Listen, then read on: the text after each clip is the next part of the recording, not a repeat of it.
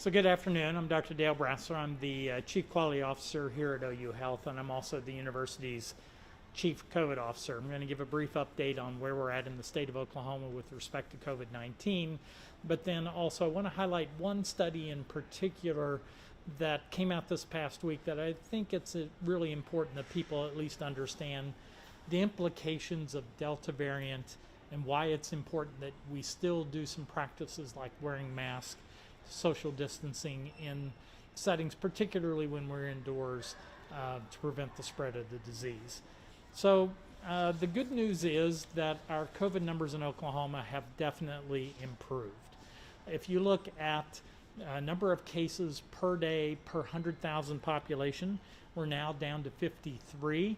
Remember, in January we hit a peak of 103. So that number has come down. Oklahoma today ranked 21st in the nation with respect to new cases per 100,000 population per day. If you look at the CDC's website, they report new cases per 100,000 population per week. So it's a different number, but they had us ranked at 17th in the nation today for the number of new cases per week in Oklahoma. So both of those numbers are much better. We've fallen out of the top 10, and that's exactly what we were all hoping for.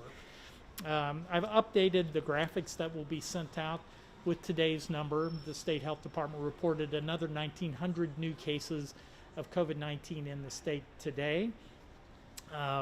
We're up to 587,687 cases in the state, and additional deaths. I believe another 42 deaths were reported in Oklahoma today, which brings me to a point that's been in the national news. Nationally, deaths are way up from COVID-19 back to levels that we saw in January with the big peak that we had.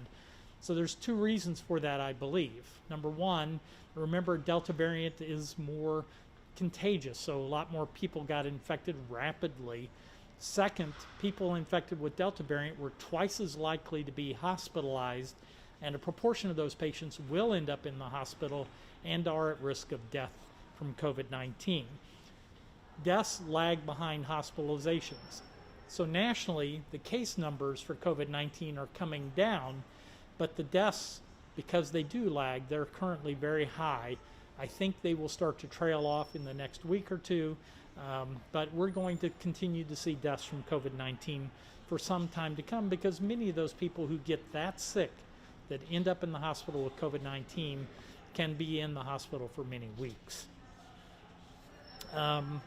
Both the 3-day rolling average of cases in Oklahoma and the 7-day rolling average of cases in Oklahoma are now trending downward, which again is exactly what we had hoped for. Remember that just a little over 2 weeks ago, we hit our peak with the Delta surge of about 2,800 new cases per day in Oklahoma. Today, we're down right at 2,200 new cases a day. So about 600 fewer people per day are being infected with COVID-19 in Oklahoma. So again, the trend is very, very good. It went up slightly today as compared to yesterday, but remember today's data reflects reporting that's done from testing that came out on Monday, which is often a day when more tests are done. So I anticipated that the number would be higher today than it was yesterday. Oklahoma County has had the most cases in the state. Tulsa County is number 2, Cleveland County is number 3, and we're back to kind of the usual pattern of COVID cases we saw that are largely based on the population of the specific counties. Hospitalization number today was up slightly compared to yesterday, so we're right at 1,400 people in the hospital, but that's down from where we were a week to 10 days ago. 399 people are in the intensive care unit. I actually question whether all of the reporting was complete from the hospitals yesterday, but again, we're not completely out of the woods yet. There are still a lot of people in the hospital, and as I've highlighted several times, people who get COVID-19 that are sick enough to be in the hospital are often there for prolonged periods of time, so it keeps our hospitals full, our emergency rooms full. I know our system still has to deal with patients that are being boarded in the emergency department waiting on inpatient beds. It's going to be a while before we get past that, even though the case counts now are coming down and again have decreased by about 600 per day in the past 2 weeks. So all good news. And then, of course, the CDC's community transmission map is still mostly red.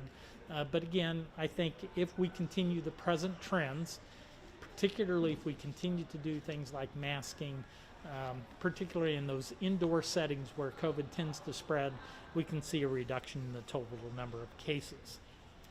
Now, I'm going to shift my focus, and it is in the handout, and I put extensive graphics in the handout from an article that was published this week by the Centers for Disease Control. A very, very interesting article in the Morbidity and Mortality Weekly Report that comes from 13 different jurisdictions in the United States. So it's a U.S. study only, and they were looking only at patients who tested positive for COVID-19. So it's not a population study of what the population incidence of COVID is. It's looking at people who tested positive for COVID-19. But what I found interesting in this study is they broke the study into two time frames, pre-Delta variant and post-Delta variant, because we know that Delta variant behaves very differently than the original Alpha variant did. And so they looked at what was the rate of new cases, hospitalizations, and death before the Delta variant, and then they looked at it after Delta variant became the predominant strain in the United States. And I'm not going to try to walk through all of the numbers in the graphics. People can always email me if they have questions, but in the handouts I've put a number of graphics. So the first thing to note is that with Delta variant, more people have been infected who are fully vaccinated. So before the Delta variant, only about 95% of the people who were infected with COVID-19 were unvaccinated. That dropped a bit with Delta variant. It dropped down to 82%. So 18% of the people infected in the Delta variant time frame actually were fully vaccinated individuals. And perhaps most importantly, of those that were 65 years of age and older, 37% of the new cases in that 65 and older age group were in patients who were fully vaccinated. I'll come back to that when I talk about boosters, but what you'll see consistently in this study is that if you were over the age of 65, your chance of being infected, being hospitalized, or even dying from COVID-19 as a fully vaccinated individual went up with the Delta variant. So another way to look at that data is what's the risk if you compare fully vaccinated to those that are not fully vaccinated. In other words, people who have not taken the vaccine yet or who have only taken one dose. So in the pre-Delta variant time frame, 11 times more people who got COVID-19 were unvaccinated than fully vaccinated. However, with the Delta variant, that ratio dropped to 4.6. So 4.6 times more people who were unvaccinated than vaccinated were likely to get Delta variant. So that ratio of the unvaccinated or partially vaccinated to fully vaccinated changed with Delta variant because it's so much more contagious and spreads. Similar thing was shown for hospitalizations. Pre-Delta, before we were dealing with the Delta variant, 93% of the people who were hospitalized were either unvaccinated or only partially vaccinated. Only 7% of all the admissions occurred in fully vaccinated individuals. Post-Delta, that changed. 86% of the people hospitalized were unvaccinated. 14% of the people hospitalized were fully vaccinated.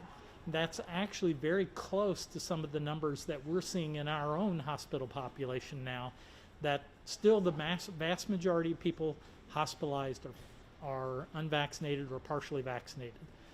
But we are seeing more people who are fully vaccinated who now are in the hospital. And again, it's primarily that group of people who were 65 years of age and older. Because if you looked at new COVID infections in people 65 and older, 26% of the people that were hospitalized in that age group were fully vaccinated. Again, you can look at the risk ratio again. The risk ratio is that if you were unvaccinated or partially vaccinated before Delta, you were 13 times more likely to be hospitalized. That dropped to 10.4 times with the Delta variant. And then the last one is deaths. They looked at deaths in this particular study. Again, the study looked only at people who had tested positive for COVID-19, pre-Delta versus post-Delta. And pre-Delta, 92% of the people who died of COVID-19 were unvaccinated or partially vaccinated.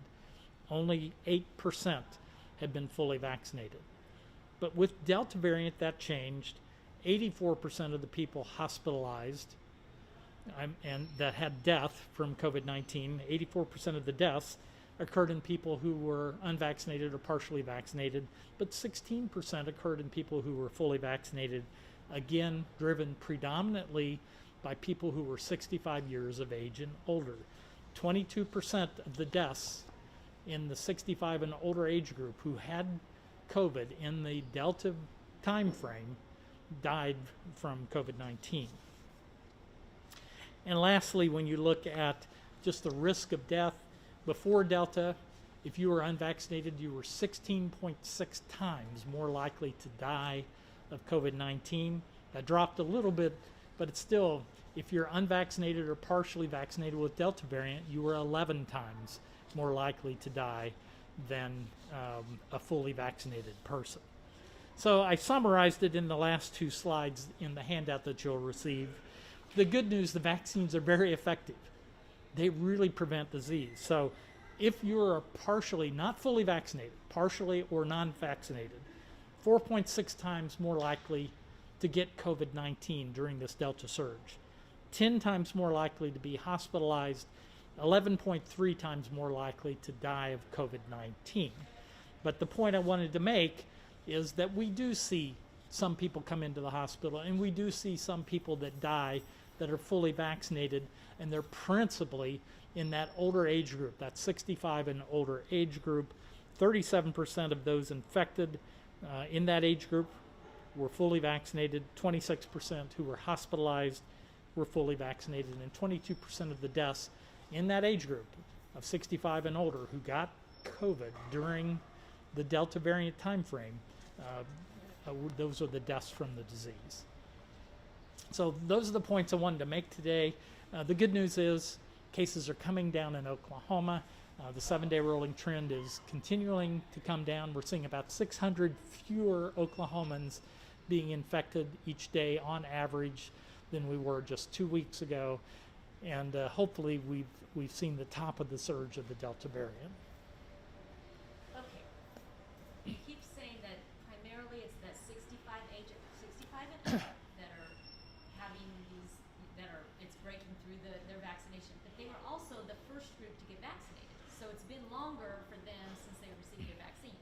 Does that have any weight on it? Yeah, so that's a great question. So why is it that people 65 and older seem to be having more breakthrough infections?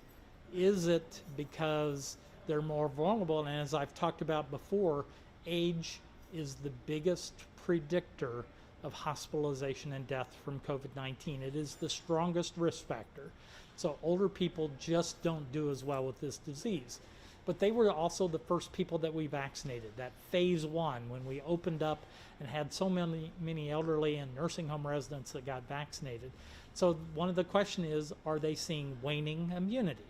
Because it's been the longest since they got the vaccine, and could that account for some of their increased risk now of breakthrough infections since the Delta variant has come out? And I don't know that we know the answer to that, but if I were predicting today who might be candidates for booster doses, my suspicion would be that it will be certainly the elderly, perhaps even 50 and over for routine boosters.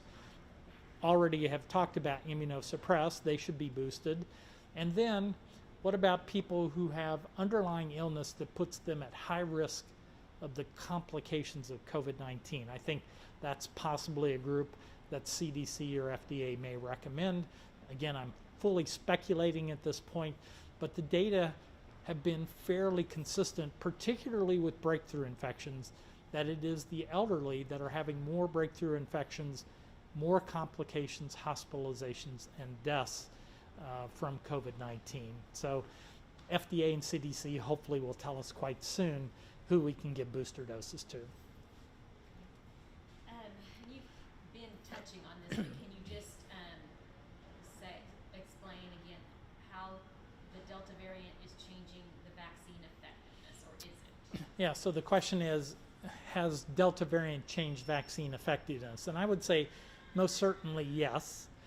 2 studies in healthcare workers, so people like me, doctors, nurses, and others who got the vaccines, either Pfizer or Moderna, and then they followed them over time, and in the pre-Delta, the vaccines were more than 90% effective at keeping healthcare workers from getting infected.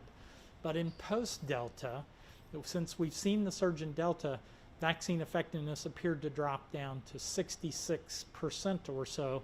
In other words, about 34% of those fully vaccinated individuals had breakthrough infections. Now again, most of them didn't end up in the hospital, and most of them did not die. In fact, very few of them did. But the vaccine doesn't appear to be quite as effective at preventing breakthrough infections. But your previous question is very relevant here. Is that because Delta is so contagious and perhaps more virulent that it causes worse outcomes? Or is it the fact that healthcare workers were in that early tier of vaccination also, and that their vaccine protection has started to wane over time? We don't know the answer to that. And is there a percentage that, of how much more contagious Delta is from the Alpha strain? Or? Yeah, so the question is, how much more contagious is Delta variant than the original Alpha variant? So most of the studies suggest that it's at least twice as contagious. But the important thing that I note is that compared to people who were originally infected with the Alpha variant, people that are infected with the Delta variant carry 1,000 to 1,200 times more virus in their airways. So they're very contagious. They spread it easily from person to person because just talking or anything will spread a lot of virus. Now, if you're fully vaccinated, we now know that that period of time that you shed the virus is probably much shorter. So you're less likely to infect other people, but the virus is certainly more contagious. This is an oldie but a goodie. Is there any, or can you dispel the myth that, if it's a myth, that the COVID vaccine was made using aborted fetal tissue? Yeah, so the question is about, is there any concern that the RNA vaccines were made with aborted fetal tissue? And I can say flatly, there is no fetal tissue in the manufacture of the RNA vaccines.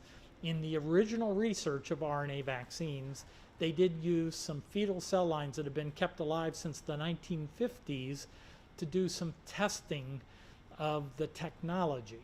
But it is not used in the manufacturing process in any way. There is no fetal material in the vaccines, in any of them that are on the market.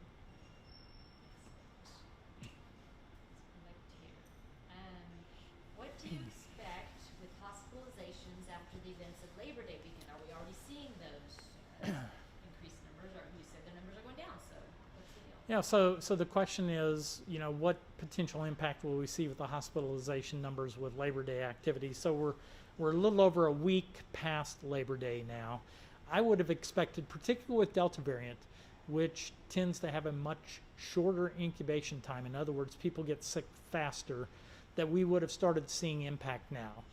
I mentioned that the case counts for hospitalizations were up a little bit today. I don't know whether all of the reporting was good yesterday or not, so we need to watch it very carefully. But remember, we hit a peak of about 1,600 people in the hospital per day in Oklahoma, and as of today, we're down around 1,400. So the hospitals are still really full, and some of the ICUs are going to be full for quite a while.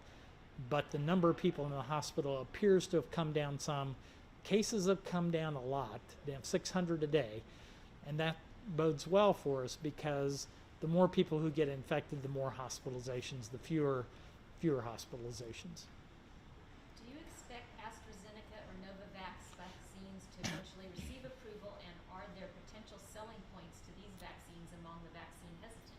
Yeah, so the question is about the Astrazeneca vaccine that's been used extensively in Europe and other parts of the world, and then the Novavax vaccine that has not been FDA approved yet, and to the best of my knowledge is not being used anywhere in the world yet. So let's take AstraZeneca first. AstraZeneca is very, very similar to the Johnson & Johnson vaccine, except AstraZeneca markets the vaccine for 2 doses rather than 1. But it's the same technology as Johnson & Johnson. It's a vector vaccine where they use a virus that doesn't replicate with a small chunk of DNA to make the spike protein in your body so that you can generate immunity. So the technology for AstraZeneca and Johnson & Johnson is very same. AstraZeneca has been used in many parts of the world. When we have international students who come to the United States, to the university, who've been vaccinated with AstraZeneca, we consider them to be fully vaccinated because it works essentially the same way as Johnson & Johnson. Novavax, think of the Novavax vaccine like a regular flu shot. We inject the spike protein. Remember with the RNA vaccines, we inject RNA, which goes into your body and makes your own body produce spike protein to which you develop antibodies. Novavax, they actually give you spike protein, which is the same way we do with flu shots. With flu shots, we give you some of the surface proteins on the influenza virus, and your body develops an immune response. So it works essentially the same way as the flu vaccine in terms of a mechanism of action. We're just giving you a protein to develop an antibody response. I don't know if there are going to be any particular advantages of that. It may be easier to store, but I don't know about the half-life of the vaccine and other things. So it may be another option, though, for us in the near future.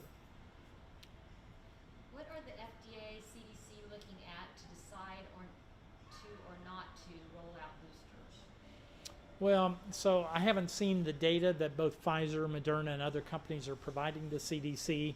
So I can only go on the fact that, remember Dr. Fauci just a couple of weeks ago was highly promoting a study out of Israel that showed that boosters were very effective, and they were very, very effective. In that study, which was limited to people 60 years of age and older, part of the reason I highlighted the U.S. data on breakthrough infections, older people are more likely, but they did it in Israel for people who were 60 or over. And in that study, people who got a booster dose had a 10-fold reduction in breakthrough infections and serious complications. It was highly effective at preventing hospitalizations and complications of COVID-19. That's partly why I highlighted the study that CDC published this week, showing that we are seeing breakthrough infections, we are seeing hospitalizations, and we are seeing deaths in fully vaccinated individuals, particularly the elderly. So I think it's those types of studies that CDC, FDA, and others will evaluate to determine whether there are at least parts of our population that should receive the booster dose.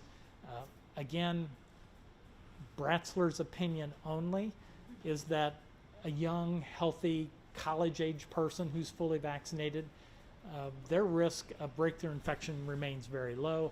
I just think it's unlikely that there will be a universal booster recommendation. I think it'll be targeted to certain people who have high-risk conditions or the elderly, and certainly, as we already do, the immunocompromised.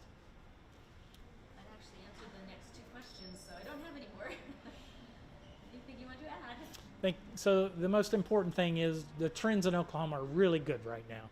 Cases are coming down. I still recommend, and part of the reason I highlighted the study on breakthrough infections with Delta variant is that there is a rationale for wearing a mask at indoor events where spread is much more common.